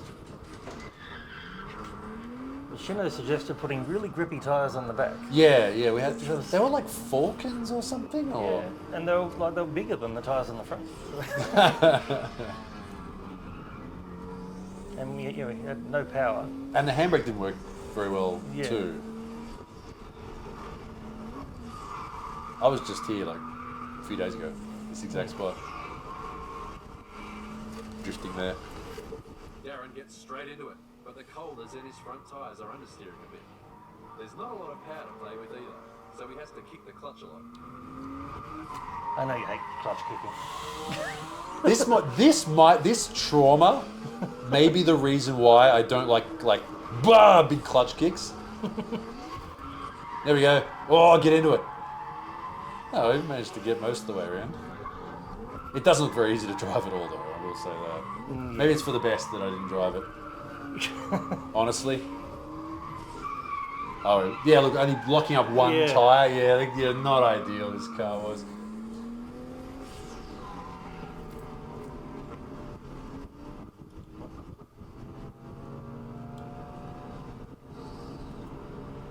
Like the Shino Cobra sticker though. I have one of those on my Skyline, but it's all worn off. It says Hino Orba. Oh yeah. Yeah. I've seen that.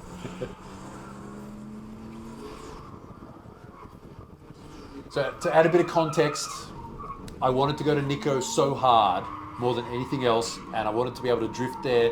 The opportunity came up that, Frustrating second lap. Darren goes for a big entry on the oh, maybe I can drift. and disaster strikes. But, yeah, Darren blew the gearbox. Is he in third or The old second there? RB20 Didn't see. gearbox just Probably third because it's a third gear. Yeah, I smashing think the we. teeth off third gear. Third gear. Just 2 laps into our drift adventure, it's all over for the R32. We've lost third, fourth, and reverse. Yeah. But first, second, and fifth still work okay. Oh, so we're still able to drive it home, no Yeah, problem. just. We lost reverse as well, so that made it hard to turn Rather than around. going straight home though, let's go for a ride with Shino in her S14. Okay, before we do that, so this happened. I was so upset. I went and had a little cry over in the corner, and I wanted to go out so bad. I almost grabbed Ben by the collar. I sort of grabbed you like this, like, you have to get me a ride in a car somehow, please, because I couldn't speak Japanese well enough to try and do that. So we went out with Shino, and then also D1 driver Fukuda was there as well. We managed to go out with him In the 180. in the 180. Which shows some signs of her trip to Australia. That's my friend Lawrence's sticker that he made. Despite the flared guards, the engine is almost stock. Oh wow, I So didn't Shino relies remember on it. It was pure like technique to get the car drifting. basically stock back then. Standard cooler, everything. Okay, we're in Nikko's circuit. He's in Tochigi Prefecture in Japan. You've already perked up. Yeah, you get to go out. Yeah. First time on the track, I've seen a lot of videos. First time. There you go. This is my first time ever at Nico.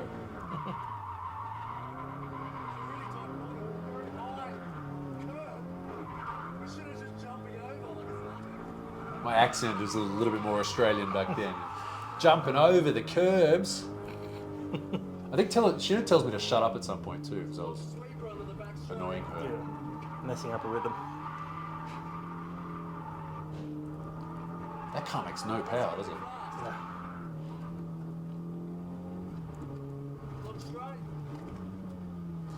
I'm wearing Oakley like speed dealer sunglasses. They're like silver with blue flames on them. It's like very, Excellent. very 2004. Drop off quite sharply. It can catch you if you're not careful. It can catch you if you're not careful. If you drop a wheel off, oh, just like that.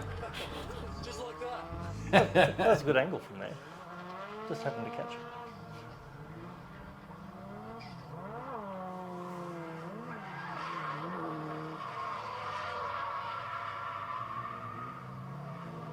So, did you want to drive at all? Like, were you aiming to drive? Because you had a Skyline at this point, so. Yeah, I would have liked to, but I knew I was going to have to film, Yeah, true. which was the story of most of my time at HBO. Well, always a bridesmaid sort of thing. Like, well, I mean, that's how it is when you're covering an event. It's like you can't be the event; you have to cover it, Yeah. basically.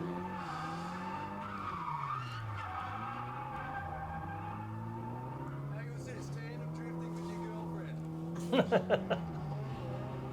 I forget. I think his name was Matsuo or something like that. Yeah, he ended up. I became friends with him after that, and if I was driving past where his bouldering gym was, and I saw there's like an open car space, I just sort of stop and go and have a chat to him. Like I never went climbing or anything, but he was just a nice guy. Yeah. He's pretty laid back, I remember. He was very laid back type of guy. I mean, that's one of the things about how drifting, especially in Japan, has changed now too, where people who are doing it just because it's like, hey, it's kind of fun, this is a thing to do, they don't do it anymore.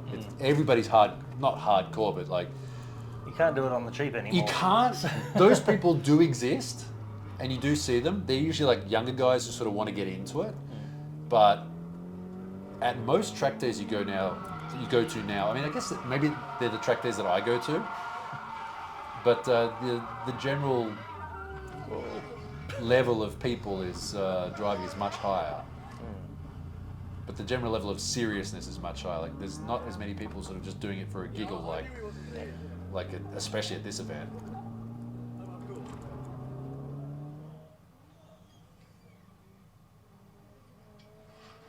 Imagine how many tyres she'd use if the car had some power. Sheesh.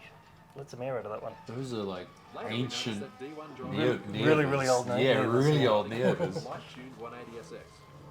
Yeah, so I saw that Fukuda was there, and Fukuda was sort of one of my idols because, he drove a 180SX like I drove. There's me! Worth going for a ride.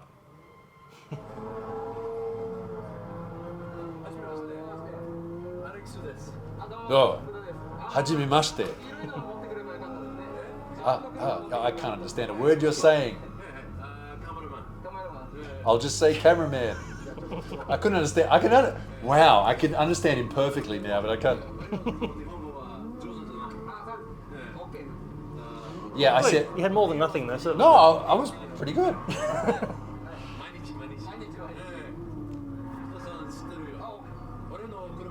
Ore.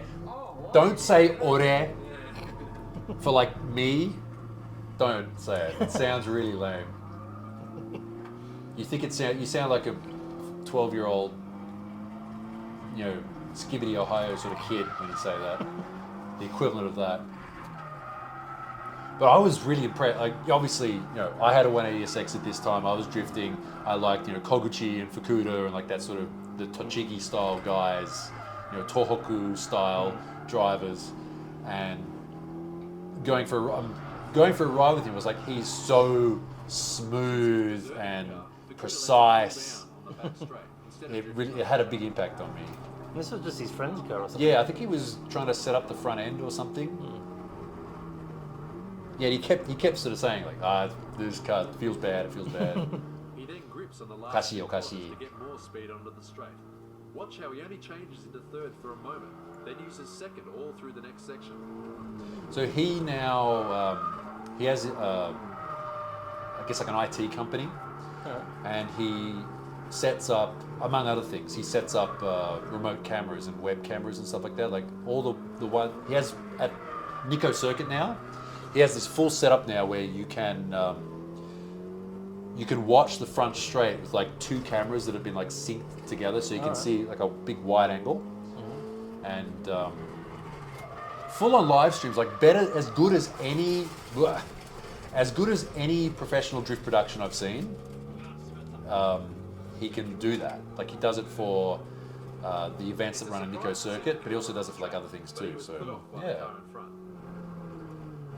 So I think because Fluke, like the logo he uses, like you know the multimeters, like Fluke multimeters. Yep. It's the same logo. I think he stole it. I don't know. Like he just copied the logo. That's what I like. Yeah. So I'm in absolute heaven here. I remember those blue Sparko wheels. That was super cool. I have one. Helping keep the line smooth and the car balanced. Yeah, the Sparko Rally. I actually have that on my my sim rig. Yeah. Which I haven't used for a while.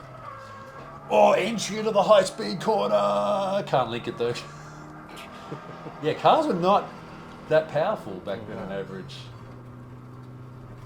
In Japan anyway. Yeah, it's more impressive what they did back then with not much lock and not much power.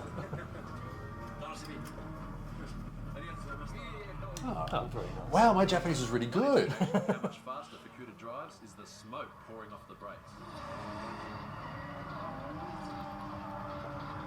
Yeah, it's pretty stock too. Yeah. Stock manifold. That's the stock airflow? Yeah. So after that, we took the train up. Now I remember this train up because was this during some sort of public holiday period? Because we had to stand up for that entire trip. I think. Did we? Yeah. We took the bullet train all the way up to, was it Sendai Station? Yep, Sendai. I think for some, because I remember I had to stand up the entire way next to the toilet in the hallway. Because you had that massive backpack you were bringing with Well, you. there was that too. But we didn't have a seat. We had to stand the whole way for like 4 hours or 3 hours or something. I remember that. Yeah, I don't remember. Yeah.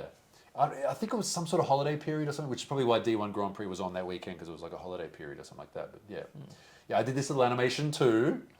So after that, we went back to Shino's place, and me and Darren nearly got into a fight. Oh, After Nico. Yeah. I was being sort of like sideways, like dark at him because he broke the car because I, for some reason, thought I was entitled to drive it even though I wasn't. And he was kind of like, I think it was we had a fight because he wanted to check his email or something, and I wanted to check my email or something, and he was telling me to hurry up. I'm like, you can wait. I'm doing something here. And then we ordered pizza, I think. Oh yeah, Like $60 worth of delivery pizza in Japan because that's how much they cost. Yeah, it was even more. It was Yeah, nuts. and we're taking shots at each other, and Shino basically comes in and goes, "Shut the F up," and Yeah, and I had to tell you both off as well. yeah, because we were being children fighting each other, but They've gotten over it now. We have gotten over it. We're over it now. We got over it, but I mean, it was just mostly me being a baby and Darren. Well, you were young. That's what Darren said too. Compared to us two, you were a lot younger. I was a lot younger. I was being a little cry baby because I wanted to drive Nico. But I'm doing it now, so I'm good. You've done it a fair bit now. I've done it a lot right now, so I'm good after that. Anyway, but look, taking nothing away from the rest of the day, which is just like, it was such a cool day seeing all that stuff, and looking at it now, there are a lot of people there compared to what you see at track, especially in the pit. The pits were like all the way on the outside too. Yeah. Oh well. Anyway, so next part of the trip was. It was busy. It was very busy. This is Sendai Airport. It's all blown out. You can't see it. Like most Japanese Shiroishi. Shiroishi. deep in the mountains. That's where our hotel was, and that's where you saw. Oh, Nomiken. Yeah, Nomiken and Mickey were staying there, and Right. Nomiken's car was on the truck outside. Yeah, it was just parked out front. There's a photo of me. Wait, I think I'll put it up here. There's a photo of me doing that classic YouTube face of, oh, like I can't believe what I'm seeing. Yeah. On the circuit. This is the first time that D1 Yeah, Grand Prix Hibino in an rather A86. than the kart track, which we showed you in HPI Volume 9. Hibino now is it's Smokey. Yeah. Have you seen all these like YouTube edits of Smokey now? Like these Oh, yeah. TikTok edits of Smokey? It's crazy. So we showed him our Aussie Drift magazine. Here we go. There we go. So Drift Battle magazine was the drifting magazine that you made. How did you convince them to let you run that? Like, was it originally like a tear sheet? Or... No, I did it from the first issue. There was no tear sheet stuff in it. Okay. Um, So tear sheet is when you, this is back in the magazine days, you take a bunch of articles from various magazines and package them together into one, like a special issue, with the hope of like attracting, you know, new people, and it was like a compilation of all really good stuff. yeah. Yeah. And that's kind of how we started High Performance Imports magazine. It was all the JDM stuff from everything we had. Plus, I did a few new. I did some car tests. right. On the imports at the time, and that turned into another magazine. But Drift Battle was just I just started from scratch. How did you convince Express to let you do that? At the time, I was already an outside contractor, and I said I've got this new magazine. So no risk to them, basically. Yeah, and they told me if you come up with any new magazines, you have to offer them to us first. Oh. So I said I've got this new magazine. They said okay, but it was only a quarterly, I think. Yeah. Yeah, at first. No, I one time when I was working at a 3D production house, I knew it had come out, and on my lunch break I walked like 30 minutes to the nearby train station to the newsagent to buy it, and I walked all the way back. Like Nice. it was that. I was desperate for any sort of content. So Yeah. was Drift Battle, was it a good thing overall? Like did it make money or? No, I never made any money out of it, and which is why eventually it stopped. Yeah. Yeah. Plus, magazines were dying a slow death because of the internet at the time. Yeah, even then. So that was we got to show Taniguchi the copy with his car on. the cover. And unfortunately, a great photo of him crashing.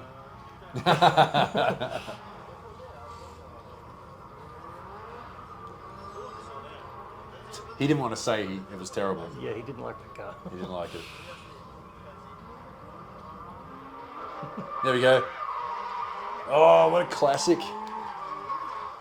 It was a Turbo 3S. Yeah. It's like 3S GTE, wasn't it? Yeah. Not a good setup. No, it wasn't that great. You probably just saw a Falcon. Right.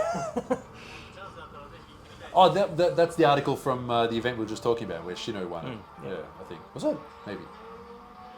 Yeah, Maybe could have been. Could have been, yeah. Grid 180SX, which runs an RX6 turbo. Here we go, golden era D1 Grand Prix, back when all the... Oh, that's right. It was a 180 with an S14 front. Yeah. Yeah. He did have an S14 as well, but that was a little bit earlier. I've got footage of him Yeah, accidentally no, crashing. that was a different one. Yeah. So it's Sugo on the main track. on the main track at Sugo, not on the kart track, which unfortunately you can't drift there anymore. Yeah.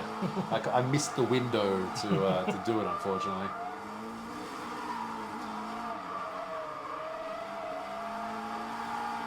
That was actually a pretty low budget car. I remember him saying This one? It had kind of been thrown together in a hurry. Yeah. So this track, pretty high speed for the day and for D1 in general. And they had to go all the way around. The B324R is There's MI, Tezuka.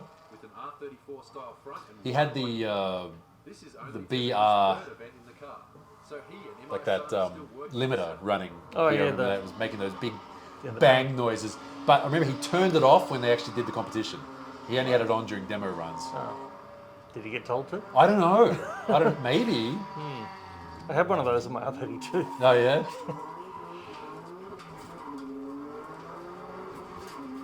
I think unfortunately people put them on SRs and stuff like that. You're not supposed to do that. Like Imai actually told me once, like, you're not supposed to put them on SRs. They're not meant for hydraulic Oh, right, yeah. cars with hydraulic lifters. Yeah.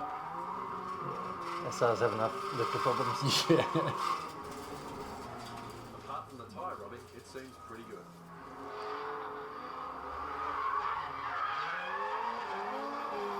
So back then they also had, like, I think the average horsepower is like 450, 500, depending on the Yeah. car, and there were still E86s, and I think I went for a ride with someone. Wait, was it at this event or was it a different event? No, it wasn't this one. Not this one. No, that was probably the next time I came. No, that was the next time I came with a friend of mine from Queensland, also with Shino. But It's only practice, but plenty of drivers. I remember they were adjusting where the start line was to try and get the cars to like not be able to run away from each other. Yeah. There's Drift Samurai. Is that? That's not Koguchi driving that one. The HPI S15. I can't remember. Not sure. I don't know who that is in the S13. That's Tanaka in the M Sports S15 Silvia. So we came up here to D1, but we weren't allowed to actually film The event. the event. Yeah, but they weren't filming practice anyway, so Yeah, we were allowed. yeah. They Well, did. we got away with doing this one. That's right.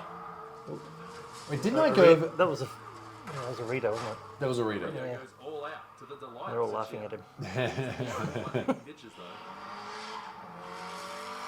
Because the next day it rained. Yeah.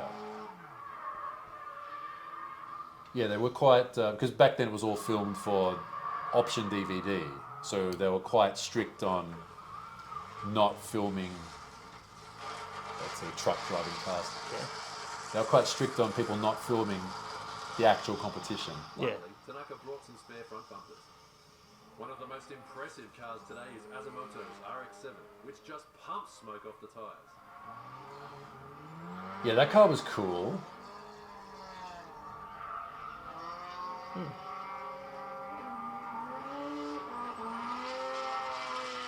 Did he continue on? I don't remember seeing it. There, much more. he had some issues, various, Okay, enough said. with people. Yeah.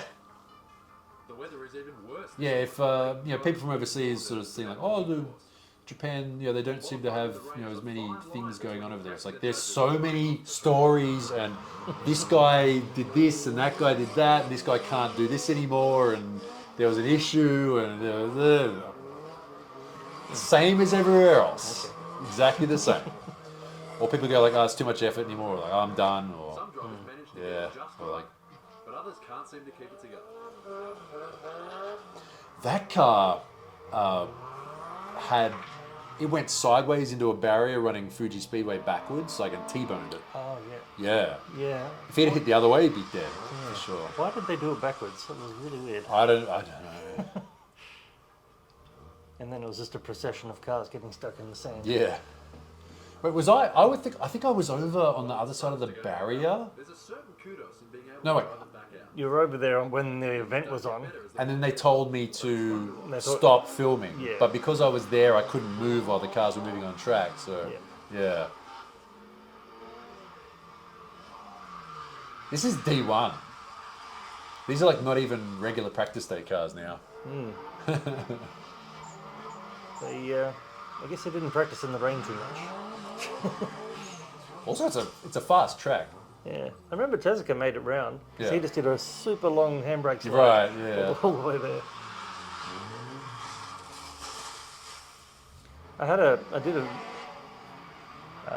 I did a YouTube video of just this, just all of the people crashing. And Oh.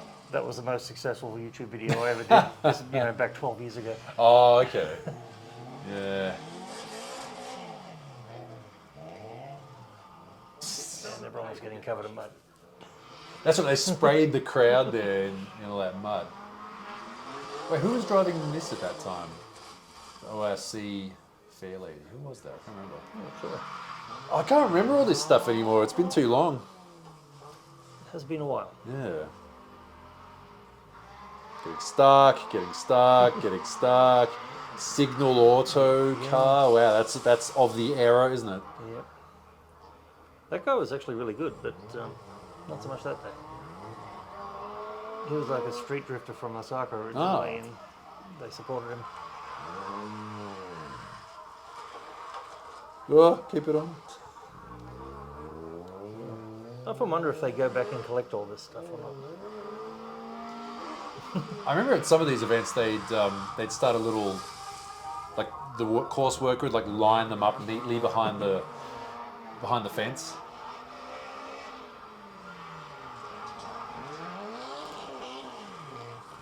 So did we do anything else up there? Like we just went up there because Tezuka and those guys went, so we went too.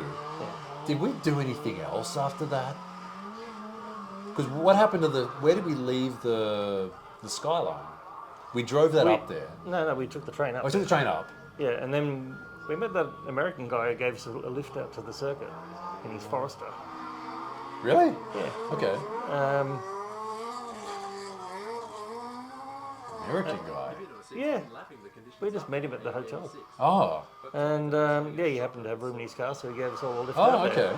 And yeah, but after that we just came back on the train again, I think.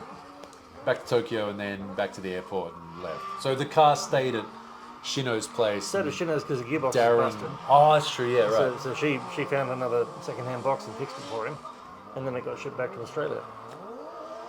And then Darren sold it, registered it, and sold it in Australia. Yeah. So it exists out there somewhere, probably. I think he fixed it up a bit, like he had it painted. I remember because we'd broken. All Yeah, I do remember it got painted. Yeah, and I think he put some better stuff in it, and then it got sold. Right. There you go. Maybe it exists somewhere. You know, my original 180SX still exists. Really? Yeah, it's been driven by this guy called Saxon Moyes.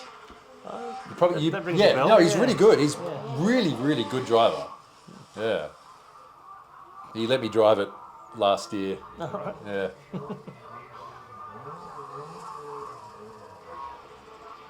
I suppose that's got a new gearbox in it too. It's got a 2J. No, it's a 1J or a 2J right. now with one of those like pseudo sequential. Pseudo-sequential. Yeah, it's good though. I like it. It's really fun. All right.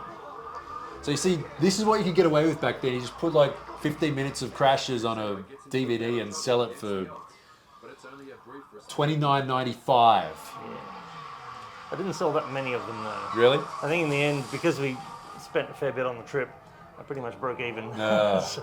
And that's why I didn't bother doing another one. Yeah. Plus, people weren't buying DVDs anymore because of the internet. Yeah, because the internet. That's Hariyama. I built a car with him recently, Sylvia. That's the definition of understatement. That one. Oh, that one, yeah. Yeah. Is it still nice and tidy like that? It is. It has to be nice until at least May. And then after that, he said I could drift it. Oh, It's part of the conditions of getting a nice body kit. Which there's not many of here because they were just getting destroyed. Okay, so was there actually... the Barossa. This car also exists in Australia as well. My friend Brendan owns it. all right. This exact car. Yeah, that still exists. So here's one thing I wanted to ask was the plan for this. Was there an actual plan for this DVD apart from like buy a car, do this, do that, like just see what happens, or? Well, I knew obviously this event, Big X, I wanted to do. Just cover it and see how it and goes. we did want to go to Nico specifically Right, because I'd already been there a couple of times by then. right. And I think I'd had talked to Tezuka about taking us out to Myoji no Mori so we could check that out too. So yeah, most of it was planned actually. Right. With the plan of making like a 90-minute, where it's 1 hour 40-minute Yeah. about DVD. Yeah, it was actually a bit longer than our normal ones. Oh. Seems so quiet. I just turned You it don't. I mean, but that car was kind of quiet. Unscathed to the top 16.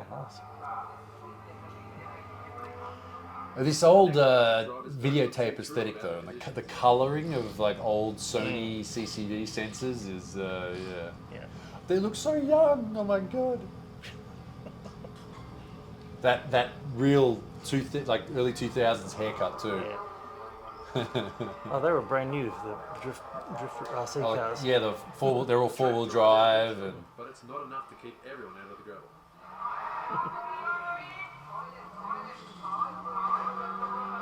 Right, so I think So was I over? I think you can see me at some point ducked down behind a barrier. Yeah, you were on the outside. Yeah. Well, you were on the outside during the actual event. I don't know about. Oh, this point, okay. Yeah. This might be you filming now. I think. Yeah, you're right. It is me. Yeah. So I was up on the hill. Ugh. And wasn't it because it was spring, the sakura were blooming a little bit? Or maybe we just missed it. I think we just missed it. I think it was just finishing because they had it up at that onsen. And it was just Ah, finishing right. up there. Yeah.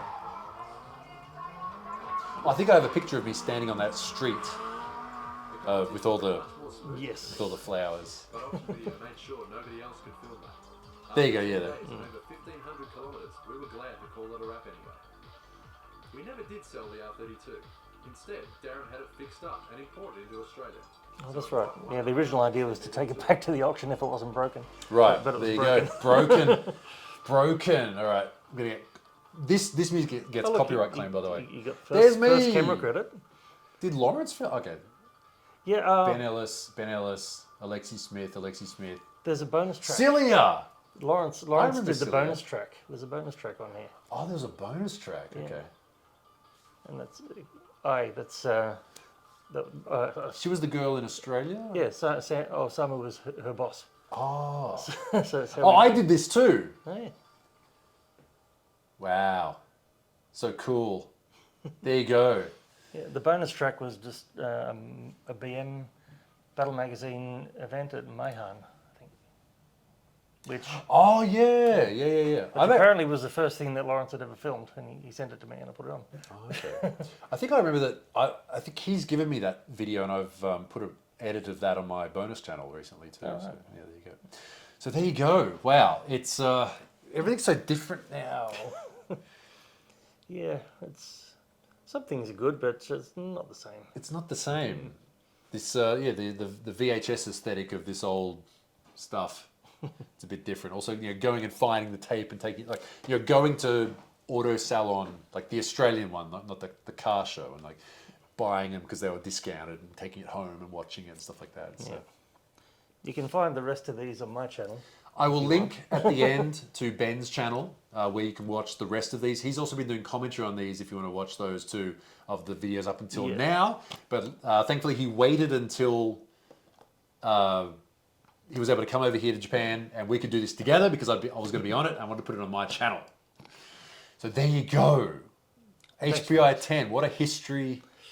And honestly, it is a big thanks to Ben that I'm where I am now. I think you published my first article, brought me here to be cameraman and do all this sort of stuff, and meet a bunch of people. So this is the guy you need to thank for Noriyori to exist, basically. Yeah. Although, as I've often said, I think it was kind of inevitable because he likes Japan way too much. I would have ended up here no matter what. But it's just the people I met along the way were mostly because of Ben and associated activities. Yeah. For those first couple of years. For the first couple of years. It just got me the flying start. All right, everyone. So this has been the, I guess you could say, the first Noriyori podcast, maybe. I don't know if I'll do any more. We're in the worst possible room to do this in. It's all square. We're above a tyre shop. People have been using rattle guns and there's trucks driving past and, that sort of thing. But hey, let me know what you thought of it. We'll be back maybe next time in a better location with someone else.